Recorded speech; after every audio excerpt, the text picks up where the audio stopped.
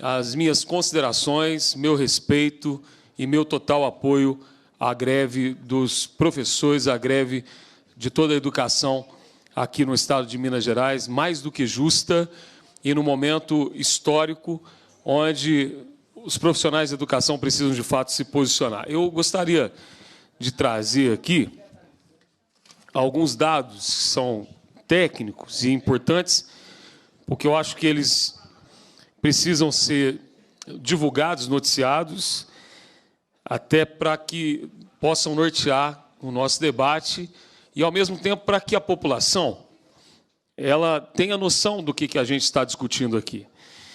Eu sou professor e eu sempre digo com muito orgulho que sou professor chão de fábrica. E também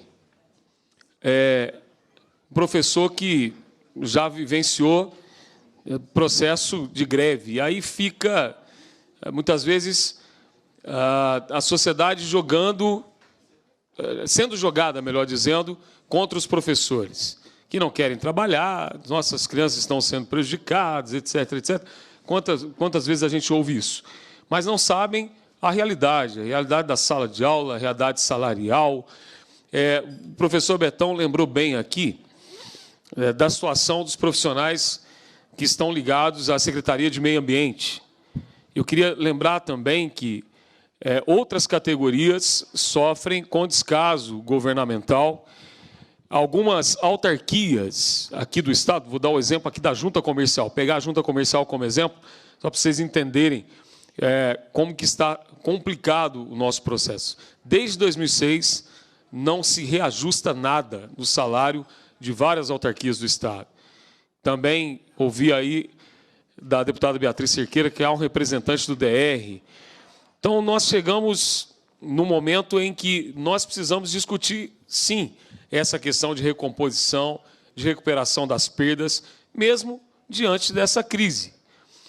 Mas é exatamente no contexto de crise que o governo precisa ser criativo, ele precisa buscar recursos, ele precisa se afirmar e não, como disse a deputada Beatriz Cerqueira, renunciar a 6,2 bilhões no momento de crise em termos de arrecadação fiscal. Ou de um governo que faz a proposta de privatização da maior riqueza mineral que o Estado possui, quando mesmo anuncia a possibilidade de privatização da Codemig, que tem simplesmente a maior mina de nióbio do planeta e que vai, inclusive, produzir nióbio nos próximos 200 anos.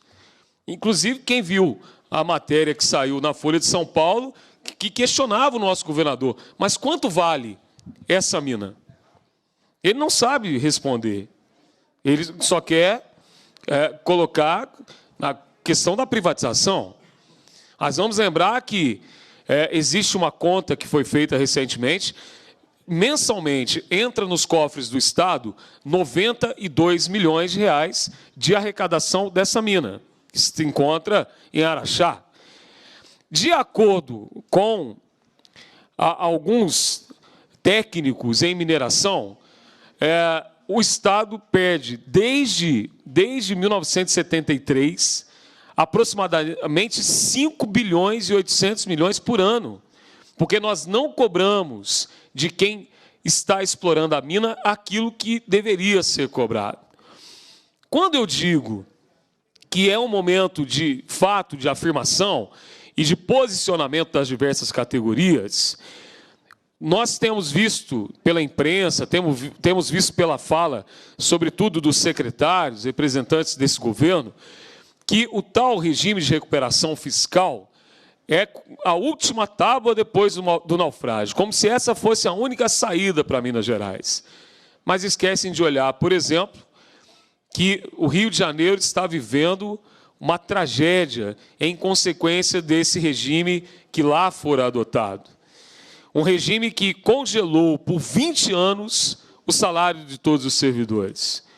Um regime que foi adotado, que não permite nenhum tipo de progressão em qualquer carreira do funcionalismo público. Um regime que, inclusive, está comprometendo as finanças do Estado, aumentando ainda mais a dívida, porque, de forma didática, a adoção do regime de recuperação fiscal significa você pegar dinheiro emprestado com a agiota para pagar a agiota. É isso que nós queremos para o Estado de Minas Gerais? É isso que nós vamos engolir aqui sem nenhum tipo de questionamento ou de contestação? Digo para vocês que, da parte dos 3 deputados que estão aqui nessa mesa, se me permite, Betão e Beatriz Cerqueira, falar por eles também, porque eu sei quais são os seus posicionamentos, nós não vamos aceitar isso calados. E por isso que eu tenho me debruçado sobre esse regime, tenho estudado esse regime, que é um regime, inclusive, que está no Supremo Tribunal Federal, porque ele não dá segurança jurídica nenhuma. Mas em relação a alguns dados que são interessantes, diga-se de passagem, números que já têm sido levantados aqui pela deputada Beatriz Cerqueira constantemente na nossa Comissão de Educação, já que o governo do Estado ele não vem aplicando o mínimo constitucional de 25% na manutenção e desenvolvimento do ensino, inclusive fazendo uma manobra de números, uma manobra fiscal, colocando e contabilizando como gastos na educação os inativos, algo que não pode ser feito. Ou seja, estão incluindo, para quem está nos assistindo agora pelos canais de comunicação, os salários dos aposentados nessa conta. E aqui, nós discutimos ontem a questão do sistema de matrículas escolares, etc., etc., que poderia falar aqui, mas não vou me alongar, porque nós queremos ouvir os convidados.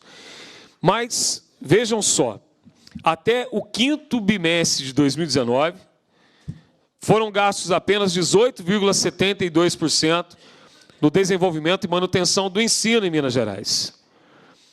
Considerando, repito, incluso nessas despesas o pagamento de inativos. Em Minas Gerais, nós estamos vivendo essa greve sem previsão de retorno. Ou vocês já fizeram a previsão de retorno? Tudo bem. Por tempo indeterminado, não é? Por conta de uma coisa simples, ausência de diálogo. Inclusive, quando nós ficamos muito assustados aqui no plenário, um dia, e muitos dos senhores e das senhoras estavam aqui, quando foi apresentado aqui nessa casa o nome de 5 deputados que iriam fazer a negociação entre Secretaria de Educação e os professores. E nos assustou o fato de que nem professor Betão, nem professora Beatriz, nem professor Cleito estariam nesse debate. Ou seja, vamos negociar com deputados que não representam, que não são da categoria. Por incrível que pareça, essa bancada não estava lá representada. Ainda bem, menos trágico um pouco. Vejam só. Nós temos algo que nos preocupa, um crescimento pífio de apenas 1,1% do PIB brasileiro. Previsão de um recuo de 0,5% do PIB mundial. O deputado Betão nos traz essa notícia agora dessa queda brusca da Bolsa, que vai impactar diretamente, deixando o mercado financeiro nervoso, principalmente no estado como Minas Gerais, onde nós temos um governo que é pautado e movido exatamente pelo Deus mercado. Então, não há outro caminho.